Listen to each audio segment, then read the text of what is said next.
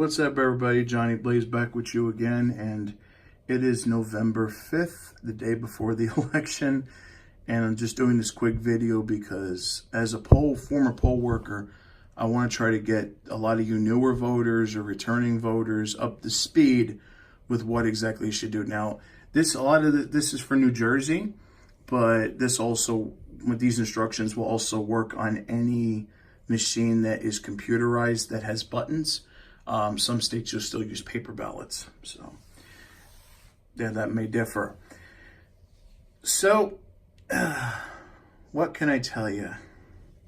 Well, first of all, if you haven't done so already, make sure you call your local board of elections and make sure your information is correct and that you're in the books.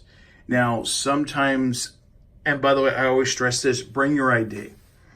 Now, even though technically you don't need it, except for certain times where you will, sometimes you'll be in the book as ID required, and that's almost always if you're a new voter or you haven't voted in a while, that will always be there. So just make sure you have your ID. And by the way, another reason for it, and as a former poll worker, I can attest to this, and this is always what I would do. If you have like a really heavy accent or you don't speak English very well and we're trying to find your name in the book, or you have a name that's hard to spell, it's always wise to help us out and show your ID, because we can find you in the book faster and we can avoid any misspelling of your name, because you know there's a lot we have to go through. There's a lot of names, so anything that can help us, especially since, I'll give you a perfect example. My last name is Silva, okay? So Silva's a common name in this city. So looking me up in that book, there's like 5 or 6 of my name in that book, all from different addresses. So, you know, for example, I go up and say, hey, my name is John Silva, right? And the poll worker look at me and say, well, which one? So that always helps. Or if you're not comfortable showing your ID, and I always try to have this, ask for a piece of paper and a pen so you can write down your last name. So this way, if you're not comfortable showing your ID, which I completely understand, you could still write down your last name, and it'll help us out tremendously. Now, even after all of that, and you're either not in the book or they try to turn you away because your address doesn't match, do not let them. You could still vote on a paper ballot, a provisional ballot. So if there's any discrepancies that they try to turn you away, just tell them you want to vote for provisional. And even worse, and I've seen this happen in this city, is when they look up your name in the book and say vote by mail, even though you've never signed up to vote by mail and you've never even received a ballot. A lot of times they'll do that if they stole your vote, because that does happen here. I'm not going to say it doesn't, and it usually happens with a lot of people who aren't aware. So that's game over, right? It's not. Even then, you can tell them, look, I didn't vote by mail. Or even if you did sign up to vote by mail and you never got your ballot, you can still vote on election day at a polling site. Just if there's any discrepancy at all with you voting at the polling site, you can always vote provisional on a paper ballot. And by the way, make sure you know where your polling place is. I cannot stress that enough. Because when I was a poll worker, that was the biggest issue that we had, was people who didn't know where they needed to go vote, to the point that I actually had I literally had to make my own chart of every single street in our ward and district. And literally, somebody says, okay, I'm from Jefferson Avenue. Okay, well, you go here. It got to that point where I actually had to man the door and get people to where they needed to go vote, because 9 times out of 10, they don't know where they need to go. Or even if they are at the right polling site, they don't know what table they need to go to. Because when you go to a polling place, it's not just your ward and district there. There's usually about 4 or 5 or 6 of them all in the same place. So for example, my polling site has it's all Ward 5, but there's districts 8 through 10. No, I'm sorry. My polling place is 5-1, 5-1, 5-7, 5-8, 5-9, 5-10. So there's a whole bunch. So make sure not only do you know where your polling site is, but what ward and district. And I'm going to zoom in here. For example, right there says Elizabeth Form 17. If you have a paper ballot in the mail, they'll usually say like Elizabeth Ward 5, District 9, for example. That's where your ward and district would be on the side of your ballot. And also on your address, where it'll say like some number like 0509. That means Ward 5, District 9.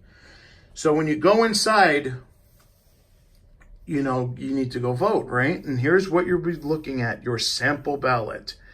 And what'll happen, let me see if I can zoom in. For example, when they say vote for one, it goes this way. The columns down are just for the different parties. You have Democrat, Republican, and all the others are petition. And over here is personal choice, which if you don't like any of the candidates, you can press this. You'll see and no matter what you press on here, your choice, you'll press the button here and you'll see a green X appear next to your candidate's name, like right in this area. That's how you know that's your choice. Personal choice works a little differently. You press this and then the green X will flash and there'll be a keyboard there. Not as nice as this one, but there'll be a memory keyboard and you write the name of your candidate down. And then there's going to be an enter button like this. You press that, and the green X will be lit steadily. Now, for members of chosen freeholders, you can mix and match from each party as long as it's on the same column. So you can vote for either this or that, or say if you want to vote for this, and then this and this, you can. You need to vote for one, same thing. Nobody ever runs against that guy, so. But anyway, this is the most important. And this is the one everybody skips over, the public questions. A lot of times if it has to do with a new law or funding, it will be as a public question. And this is why I tell everybody to keep their ballots. Make sure you read this in triplicate because the wording can be confusing. This is what the question is, and this is the interpretive statement. This is the explanation of what is being asked. And a lot of times it's in English and Spanish, so this way, if English isn't your first language, you can make sure you can read it. You select yes or no. And since we also have our school board elections tied into it, we vote for 3, and that means you can vote for, and school board works a little differently. Whereas you can only pick 1 per column. As long as you pick 3 on any of these people, you're fine. Now, make sure that you cast your vote, because once you press, there's going to be a big red button. Well, obviously, it's not there right now, but pretend it is. It's going to be a big red button there. It looks like a nuke button. Once you press that button, your vote's cast. So, and you can't vote again. So, God forbid, if you miss the school board or you miss the public question, after you press that red button, there's no going back. Your vote's officially cast. So, and they're not going to give you a provisional ballot if you screwed up on your vote, because that's not a problem that you messed up your vote. Our problem is getting you to vote. So, as long as you voted, we're not responsible for your mess ups. So just make sure that you know who you want to vote for before you get into the polling site. Now, a few things I need to stress. A lot of times at polling sites, you're going to see people passing out flyers and brochures and things. When you enter the polling site, when you actually walk through that door, make sure you either throw it out or you hide it in your pocket, because they will yell at you if you bring that paperwork in, because that's called electioneering. And electioneering is basically giving one candidate an advantage over the other and campaigning it, because it's supposed to be neutral inside of a polling place. So when you see a candidate's name, like, candidate's paperwork in there, that kind of gives them an unfair advantage. So make sure you either throw it away or put it in your pocket. I mean, it's fine for you to pull it out when you're inside the booth because you have the curtain, but other than that, that's it. And if you're working as a campaign worker and you're responsible for passing them out tomorrow, make sure you keep away 100 feet because it is enforced. And the 100 feet counts by the flag. Wherever the flag is at the polling site, it's 100 feet from there. Okay, so they don't really count the side of the building and things like that. As long as it's 100 feet away from the flag, go nuts. Also, if you have small children, keep them to the left side of the machine because they don't want the kid accidentally pressing the red button and then you're screwed.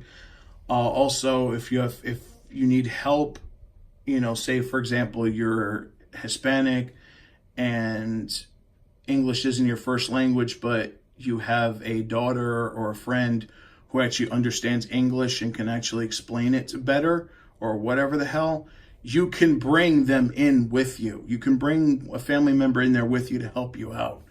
If you don't have any family members and you need help or whatever and you need help, it has to be one Republican, one Democrat technically because they want it to be neutral. They don't want, like, for example, they don't want a Democratic person going in there and telling you to vote all Democrat. So it's supposed to be a system of checks and balances, which kind of sucks because I'm an independent technically. And there's a lot of times I had to bite the bullet and be the Republican because this is all Democratic around here and nobody wants to be a Republican. So yeah, sometimes I had to bite the bullet just to help out the voters and fulfill the law, but I hated it.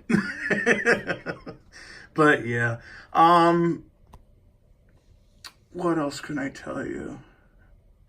Oh yeah, make sure, like I said, and this is the biggest thing, don't let them tell you that you can't vote. No matter if there's a discrepancy or they say you voted by mail and you didn't, or whatever the case may be, you can always vote provisional because it's not up to the poll workers to tell us who's eligible to vote and who doesn't. That's a thing for the courts. And they actually have a special court. And by the way, judges will be available on election day at the Board of Elections. So if there's a problem that you need to see the judge or whatever, you can definitely do that. Also, there's going to be people there called challengers. And this is really stressful for a lot of voters, I noticed. What the challengers' role is they have a list of eligible voters. They have a list of registered voters, I should say, in your ward and district or whatever. And their job is to make sure you voted. Not necessarily for their candidate, but that you voted. So a lot of times, they'll call out to the poll workers, who is that went in there, what's their name, and your name and address will be given out to the challenger. Just don't worry about it because it's normal for them to do that. What's not normal is for them to tell you to vote for their candidate or to try to help you in the machine. The challenger cannot help you in the machine. So if that's your role tomorrow for your candidate, if you're the challenger, you cannot go into the machine with voters.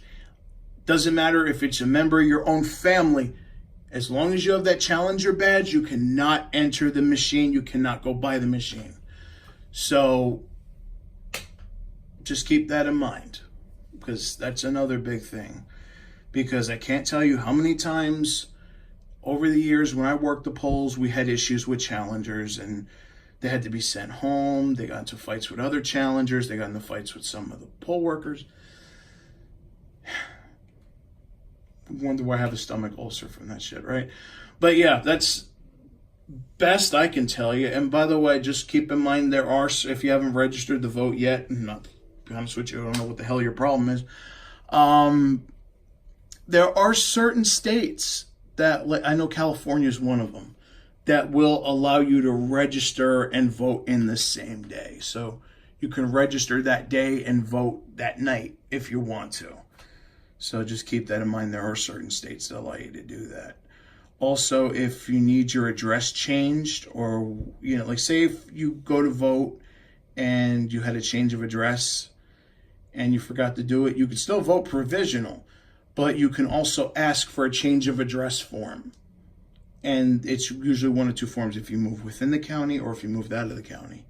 So just make sure that if you moved and you haven't changed your address yet and you need to, you can ask the poll worker for a change of address form. So just keep that in mind. And I think that's everything. I hope that's everything. Oh, wait, one more thing. And this is really, really important. I can't believe I forgot to say this. Because this is going to be a big point of contention tomorrow. If you're for the deadline, here in New Jersey, it's 8 o'clock. In New York, it's 9 o'clock.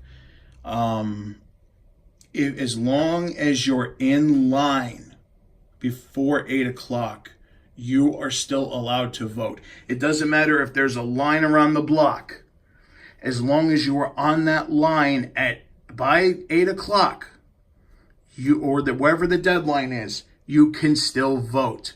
So don't let the poll workers or whoever tell you, well, 8 o'clock it's 8 o'clock, you guys got to go home. No. As long as you're online at 8 o'clock, by 8 o'clock, you're good. I mean, it's frowned upon. We sort of despise you for that, waiting until last minute, but that's your right. Okay? So keep in mind, as long as you're online before the deadline, you can still vote. And the polls are not supposed to close until the last voter in line got to vote. So a lot of times what will happen is around 8, when 8 o'clock comes, what will happen is that, a cop, because usually I'll have cops there by the end of the night to, escort us to City Hall to drop off our bags. I had to do that a lot, with the books and the ballots and the cartridges. But they'll have a cop there and they'll get into the line in back of the last voter in line. So just keep that in mind. Like if you're the last voter in line, there'll be a cop behind you. That's to prevent anybody else from getting in line past the deadline. So as long as you're online before the deadline, you can still vote. Doesn't matter if it's 8:15 at night and you're still online, you could still vote. So just keep that in mind just in case they try to kick you off the line. And with that, I think there's everything. So get out there tomorrow, go vote, fulfill your civic duty. And I just hope that my video helped you out. So next time.